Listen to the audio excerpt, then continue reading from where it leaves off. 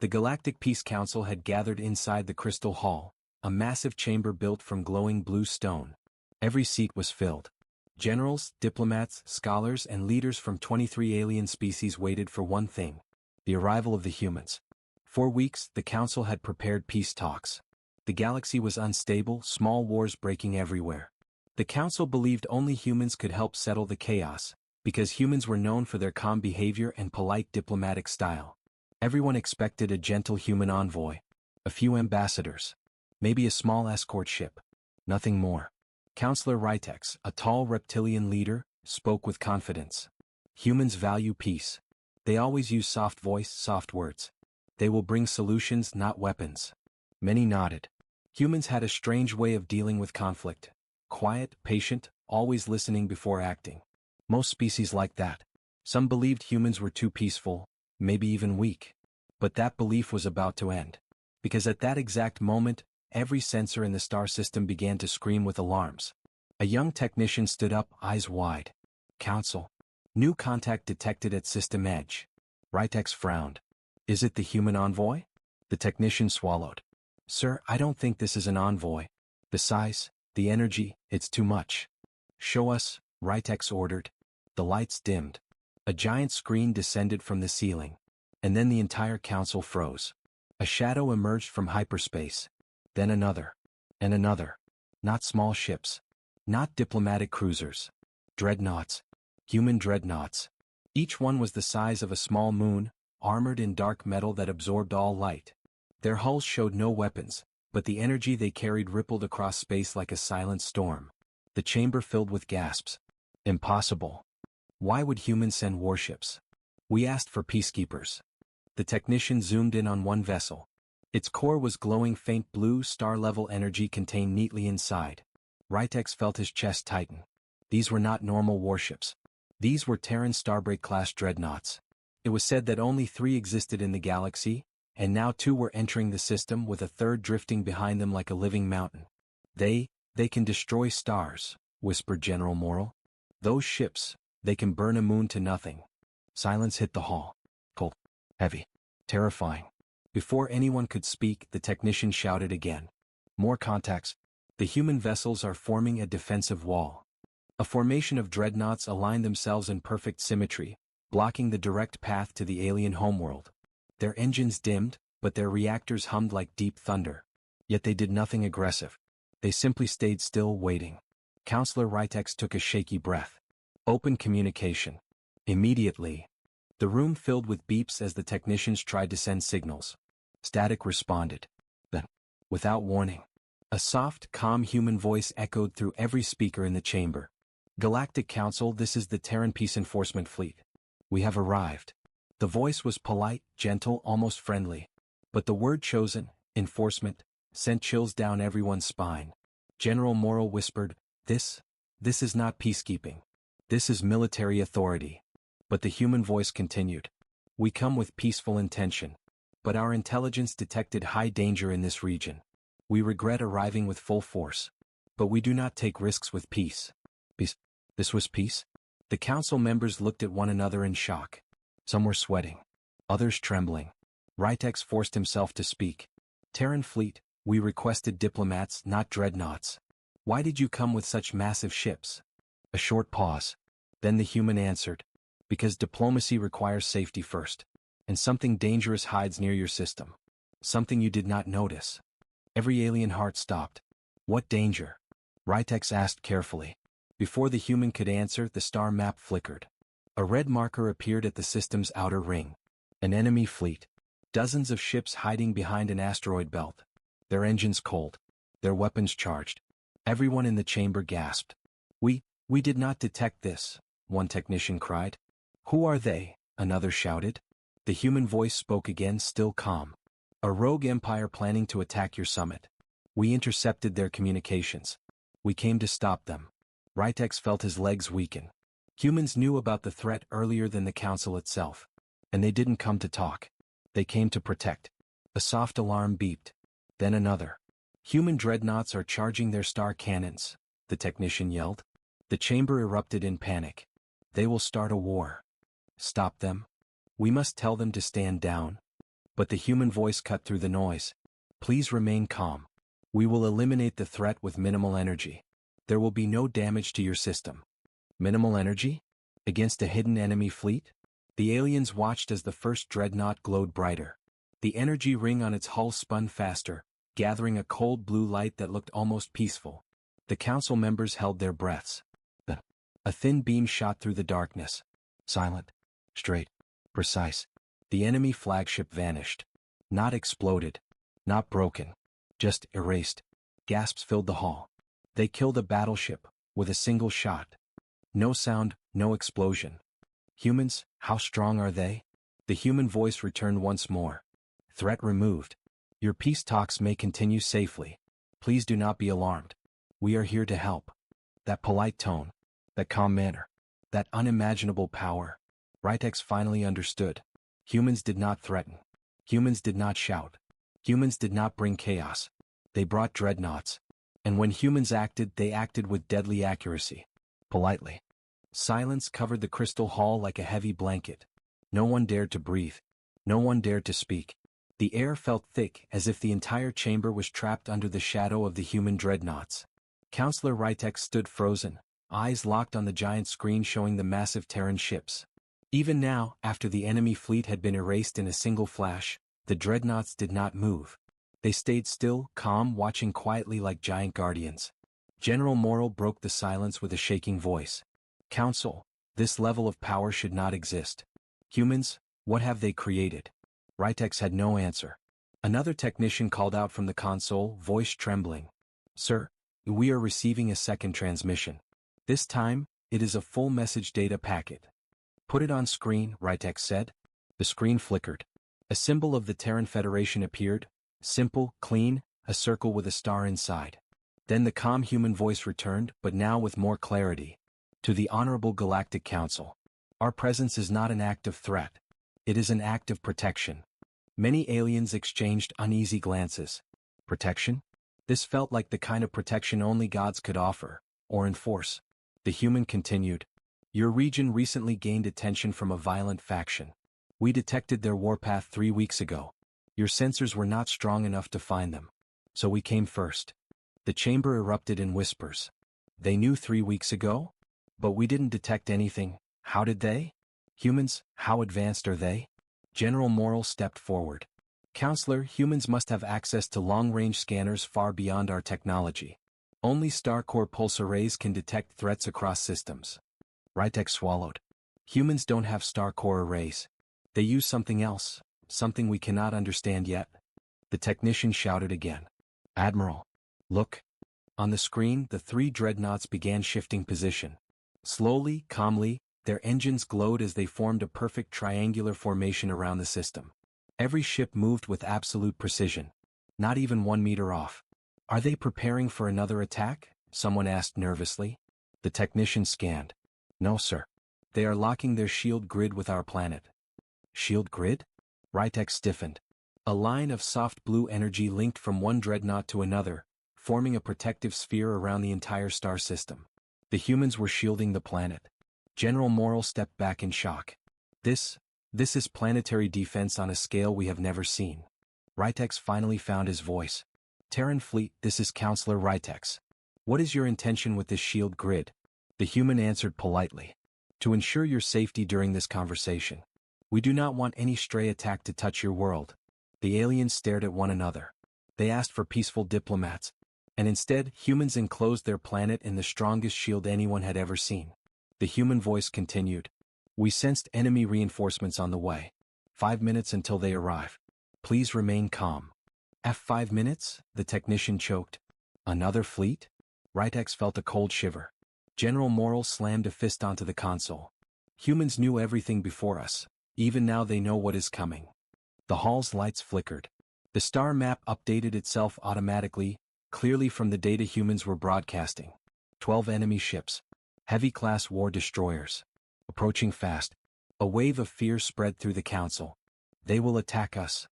Our fleets cannot handle this. Why didn't we know earlier? Ritex looked at the dreadnoughts again. The massive Terran ships remained motionless. Not even reacting to the new threat. As if 12 war destroyers were nothing. Then the human voice spoke again, with the same soft tone as before, a tone that made everyone more nervous. Please do not launch your own ships. We will handle this. General Morrill frowned. Are they serious? 12 destroyers? Humans plan to fight them alone? Rytek stared at the screen. General, humans are not fighting alone. They are fighting casually. Outside, deep in space, the dreadnoughts began to hum. Their reactors grew brighter, but they still did not move.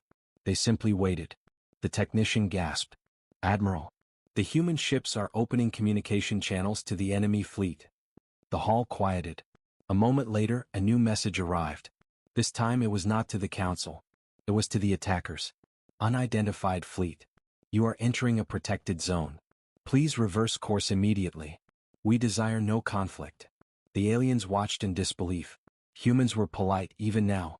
General Morrill whispered, no species sends warnings to attackers. They always fire first. But humans were different. Rytex listened closely. Humans never threatened. Never shouted. They always sounded calm. That was what made them terrifying. The technician looked at the readings again. The enemy ships did not respond. Instead, they accelerated. An officer cried, they're charging their weapons. The council panicked. But the human voice returned. Enemy has chosen aggression. We will neutralize them. Please do not be alarmed by the next event. The aliens trembled. Because humans warned them. Before destroying a fleet. The dreadnoughts brightened. But unlike before, they did not fire one beam. This time, 3 light lances fired at once. The entire enemy fleet disappeared instantly. No debris. No fire. No explosion. Just 12 red dots on the map vanishing at the same time. The hall shook as the remaining energy rippled past the planet's shields. Rytex's voice cracked. They destroyed 12 heavy ships, as if they were dust. The human voice returned once more. Threat removed. You're safe. Let us begin the peace discussion now. The aliens stared at the glowing dreadnoughts, silent giants floating in space, polite, calm, and unstoppable. Rytex realized something frightening.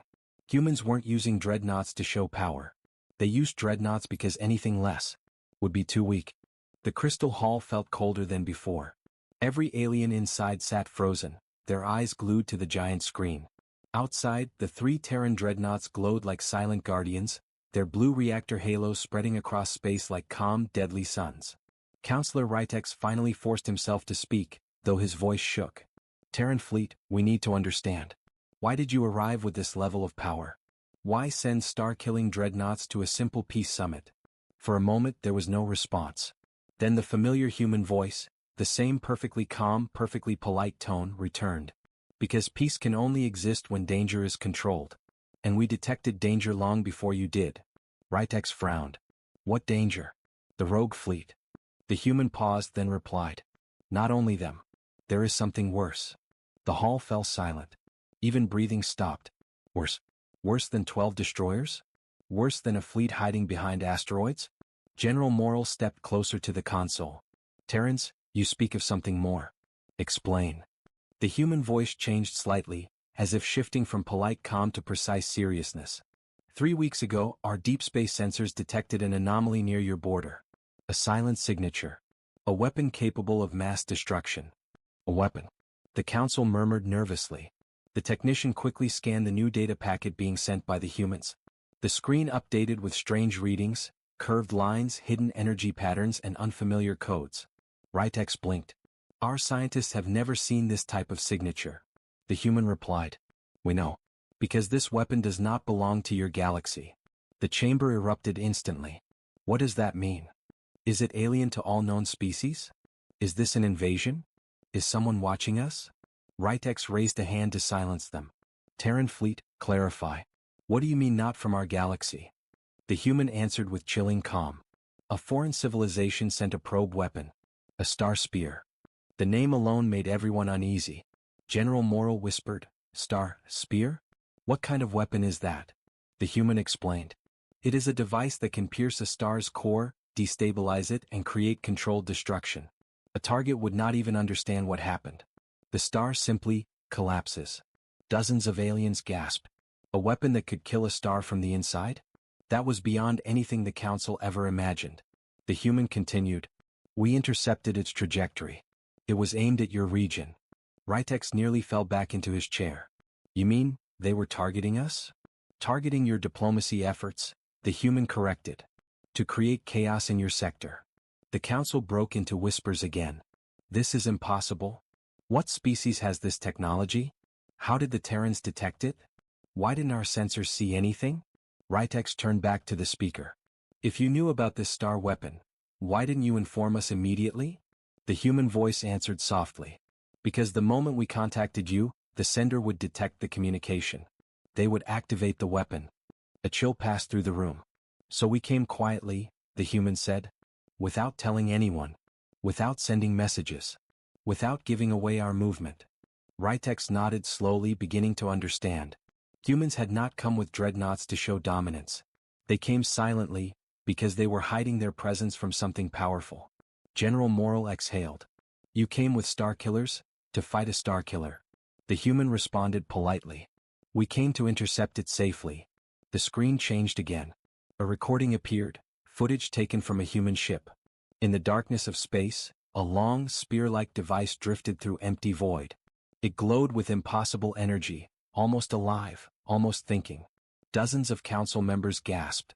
That thing is alive. No, it's functioning like a probe. It reacts to starlight. What technology is this? The recording zoomed in. Human ships approached the star spear carefully, surrounding it in a triangular formation, the same formation the dreadnoughts used around the alien system. Then, in total silence, the humans fired a containment field. The weapon collapsed into harmless energy. Destroyed. Neutralized.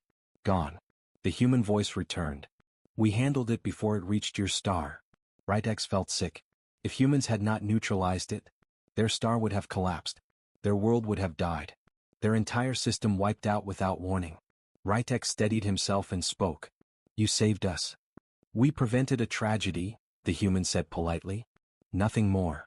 But the council realized something. Humans did not see this as saving. They saw it as responsibility. Rytex stepped closer to the microphone. Terran fleet, why? Why protect us?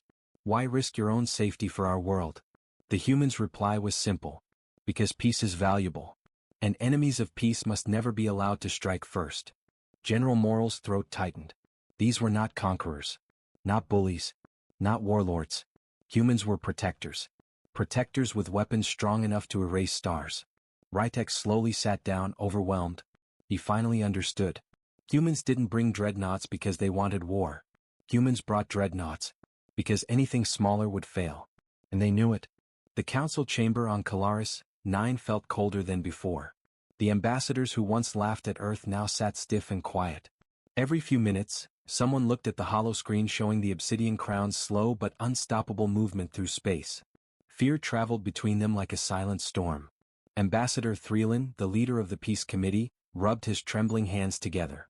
We must prepare a message, he said. Humans said they were coming. We should show respect before they arrive. Ambassador Kellare almost shouted, Respect? That ship is a moving nightmare. Do you know what our sensors picked up? Energy levels strong enough to burn a small moon. And that was only the outer hull. No one answered. Everyone was thinking the same thing. Humans were polite. Humans were calm. But humans also built machines that could end wars in minutes. Meanwhile, aboard the Obsidian Crown, Captain Mira Sol walked down the main deck with calm steps. Her face showed no anger, no fear, nothing but discipline. Her voice was gentle, yet everyone obeyed her instantly. Status of the meeting? She asked. Commander Hyde replied, The Calaris Council is watching us. They seem very nervous. Mira nodded slowly. Good. Nervous means they will listen.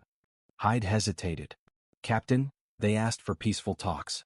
And we brought the strongest warship humanity has ever built. Do you think this will be misunderstood? Mira looked out the massive front window, where hundreds of smaller Terran escort ships moved like silent shadows. If they wanted calm talks, Mira said softly, they should not have threatened our colony last year. We are not here for war. We are here to remind them that peace with humans is not a weakness, but a gift. Her words were calm. Her eyes were not. Back on Calaris 9. A sudden alarm sound shook the chamber. Beep, beep, beep. A guard rushed inside. Council. The human ship has reached orbit. They are positioning above us. Everyone stood up at once. Threelin swallowed hard. Are they charging weapons? No, sir, the guard said. They are simply watching. That made it worse. A predator that didn't roar was always more dangerous. A voice fills the entire world. Every device on Calaris 9 lit up. Every screen turned dark, then bright. Then a calm female voice spoke across the planet. This is Captain Mira Sol of the Terran Dreadnought Obsidian Crown. We come to talk. Her voice was soft, polite, almost gentle. But everyone knew she was speaking from a ship that could end the entire system in minutes. We wish to discuss your actions toward the Terran colony on Epsilon Ridge. We expect honesty, and we expect respect. The message ended. The silence that followed felt heavier than gravity. Inside the council chamber, Kelleray whispered, "They sound calm. Too calm." Threeland nodded. Humans are always calm before something dangerous. Their history proves that. A new message suddenly arrived, an invitation. The humans were requesting a meeting aboard their dreadnought. Everyone froze. On their ship, someone asked. Kelleray shook her head violently. No. That will be our death. Their ship is a fortress. If they decide we are enemies. Threeland raised a hand. We do not have a choice. If we refuse, they will believe we are hiding something. Everyone knew he was right. Slowly, painfully, the council agreed. A small Calaris diplomatic shuttle was prepared. As it lifted off the ground, citizens of Calaris 9 watched it rise into the sky like a small bird flying into the mouth of a sleeping monster. Aboard the Obsidian Crown, Captain Mira Sol stood waiting at the landing bay. Around her, heavily armed Terran guards stood straight and silent. Even their armor hummed with power. The Calaris diplomats walked in slowly, eyes wide at the endless metal structures, glowing energy veins and massive weapon systems visible even in the hallway. This was not a ship. This was a world built for war. Mira stepped forward and bowed politely. Welcome. Please follow me. We will talk in peace. Her smile was small. Her ship behind her hummed like a hungry beast. And the Calaris diplomats understood something very important in that moment. Humans didn't need to shout to show strength. Their silence was enough. The Calaris diplomats followed Captain Mira Sol through the long metal corridors of the Obsidian Crown. Every step echoed. Every sound felt controlled, like the ship itself was listening. No one spoke. Even the air felt heavier. Captain Mira walked at a calm pace, but the Calaris delegation almost struggled to keep up. The ship was simply too big, too advanced, too overwhelming. Ambassador Threeland whispered, "This place, it feels alive." Kelleray nodded. More like it feels awake. And watching us. They weren't wrong. The Dreadnought systems monitored everything. Heartbeats, stress levels, temperature changes. It was like walking inside the mind of a giant metal creature. The council enters the war room. Mira stopped at a large door. With a soft hum, it opened. Inside, the room was nothing like the cold hallways. The lights dimmed to a soft glow. A wide round table stood in the center, holographic maps floating above it. The space felt controlled but comfortable, designed for diplomacy, not war. Mira gestured to the seats. Please. Sit. The Calaris ambassadors hesitated, but they obeyed. They had no other choice. Commander Hyde entered next, carrying a small data pad. He placed it on the table. The hologram flickered, showing a peaceful Terran colony. Epsilon Ridge. Beautiful forests. Small cities. Families walking. Everything looked calm. Threeland studied the image, feeling guilt press against his chest. Myra's voice broke the silence. You attacked this colony. The words were soft. Not angry. Not emotional. Just a fact. Kelleray opened his mouth to speak, but Mira raised a hand gently. We know who ordered it. We know what ships were involved. We know why. Kelleray froze. Threeland whispered, Then why ask us? Mira leaned forward slightly. Because humans want to hear you say it. The confession begins. The Calaris delegation shared nervous glances. Lying would be pointless. The ship probably knew their heartbeats already. Kelleray finally spoke. It was meant to be a warning. A small show of strength. We believed the humans were expanding too fast. Some feared that your colonies would grow into military outposts. And you thought hurting civilians was a wise choice? Mira asked calmly. Kelleray lowered his head.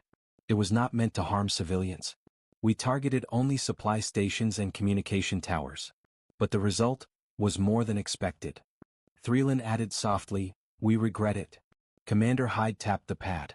The holomap changed, showing destroyed human stations, burning forests and families being evacuated. The Calaris ambassadors closed their eyes. Mira didn't raise her voice. She didn't threaten them. She simply said, "Humans offered peace for years. We asked for cooperation. We opened trade. We shared science. But instead of trust, you chose fear." Her calm tone made the words feel sharper than any weapon. A dangerous revelation. Commander Hyde activated another hologram.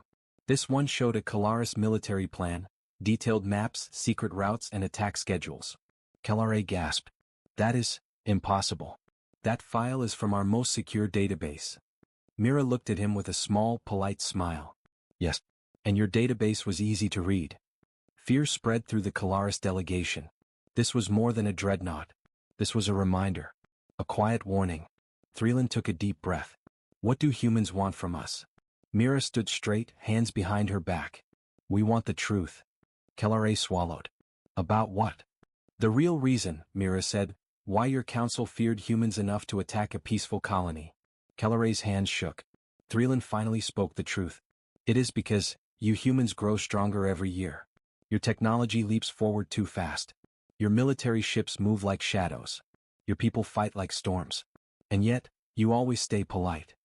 He looked at Mira with tired eyes. "That scares the galaxy more than warships." Mira considered his words. "You fear us because we do not act like conquerors?"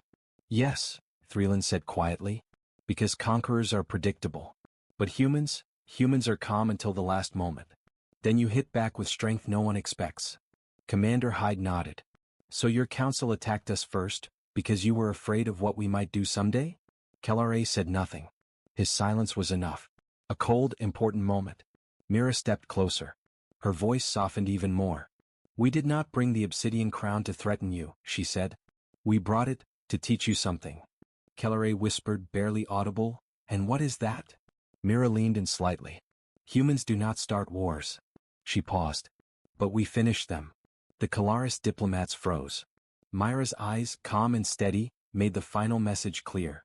"You attacked us because you feared our power. Now you understand what our real power is. Not our ships. Not our weapons. But our discipline. The choice is given." Mira walked back to her seat. "You have two paths," she said. "Choose wisely." She raised a hand. Holograms changed again, showing two futures. A future where Kalaris and Earth stand together. Trade, technology, peace. A future where the galaxy sees what human dreadnoughts can really do. Kelare felt his legs trembling. Threeland whispered, "We choose peace." Mira gave a single nod. "Then the galaxy will move forward." A long silence followed after Threeland chose peace. The air inside the Obsidian Crown's war room felt different now. Lighter, yet still heavy with unspoken power. Captain Mirasol did not smile. She simply pressed a small command on her wrist console, and the holograms faded away. "Good," she said softly. "Then let us speak about the future." The Kalaris diplomats sat straighter, though their hearts still pounded. Even after hours inside the dreadnought, they had not grown used to its presence. Every wall, every sound, every quiet hum reminded them. This ship could end us. And yet, it chooses not to. A promise of peace. Commander Hyde brought a new hologram online, this one showing a calm Terran handshake symbol. "First," Mira said, "Kalaris will formally apologize for the attack on Epsilon Ridge." Threeland nodded quickly. "We will. At once." "Second," Hyde added, "you will assist in rebuilding the colony. Supplies, workers, and technology." Kelare replied, "Yes, yes, of course." "And third," Mira continued, "Kalaris will stay under Terran protection for one cycle. You will not be occupied. You will not be controlled. But you will be watched." Kelare looked nervous. "Watched?" Mira nodded gently. "We want peace. You want peace. But trust is not built in one day." Her voice was calm, but her eyes told a deeper message. Humans were giving them a chance. But not another mistake. A sudden shock. Just as the diplomats began to relax, the ship lights dimmed for a moment. A deep thrum rumbled through the floor. The table screens flickered. Commander Hyde looked up immediately. "Captain, receiving a coded signal." Priority red. Myra's posture changed, still calm but sharper, focused. "Source. From the Terran First Fleet. They say an unknown armada is moving toward Kalaris space." Kelare's skin turned pale. "Another enemy?" Threeland whispered, "No. Please not now." Mira turned toward them. "We will confirm." Hyde tapped rapidly, holograms appeared again. A vast alien fleet. Dozens of ships. screens showing unknown banners and dangerous power signatures. But this time, they were not coming for humans. They were coming for Kalaris. Kelleray stood, panic spreading across his face. This cannot be. We did not provoke anyone. Threeland shook his head. It must be the Vorn Syndicate. They always attack when they smell weakness. Mira watched silently for a moment, then she said words that stunned the entire room. Do not fear. You are under Terran protection now. Kelleray stared at her. You would defend us? Mira nodded once. Peace with humans is not a trap. It is a shield. The Dreadnought awakens. A deep, powerful hum rolled through the obsidian crown. Every engine roared. Every weapon system lit up. Every corridor vibrated with controlled power. For the first time, the Kalaris delegation saw what the Dreadnought looked like when fully active. It was terrifying. Beautiful. Unstoppable. Hyde turned to Mira. Captain, the First Fleet is requesting orders. Mira lifted her hand slowly. Open a channel. Her voice echoed through the ship. To all Terran ships in the sector. Kalaris is now under human protection. Stand with us. Then she turned to the Kalaris ambassadors. You asked for talks. You received them. And now, you will see what human loyalty looks like. A new enemy appears. The alien fleet arrived at the edge of the system. Dark, aggressive, confident. They did not slow down. They did not send a message. They came to conquer. But they were not ready. Not for humans. Not today. The obsidian crown moved forward like a silent giant. Terran destroyers and cruisers formed a shield around it. The Kalaris watched in awe as Mira spoke. Commander Hyde. Disable their lead ship. Hyde nodded. One shot. One shot. The command was simple. Come. Polite. A bright beam of white light exploded from the Dreadnought's main cannon. The alien flagship vanished. Not broken. Not damaged. Erased. The Kalaris delegates gasped. Some grabbed the table for support. Kelleray whispered, Star, killing, power? Mira turned to him. Yes. But today we use it to protect you. The message is delivered. The enemy fleet immediately slowed. Their formation collapsed in fear. Hyde spoke quietly, Captain, they are retreating. Let them, Mira said. As the aliens fled, Mira sent a final broadcast. To all who challenge Kalaris while it seeks peace, you will answer to Earth. A new alliance begins. After the battle, the obsidian crown returned to quiet mode. The ship's lights softened. The heavy hum faded. Kalaris diplomats looked at Mira with new eyes. Not with fear. With respect. Threeland bowed deeply. You have protected us, even after what we did. Mira nodded. Peace is a choice. You made the right one. Kelleray's voice shook. And if we had chosen war? Myra's eyes remained calm. Then this meeting room would be empty. The Kalaris swallowed hard. But they understood. Humans struck politely. Humans protected fiercely.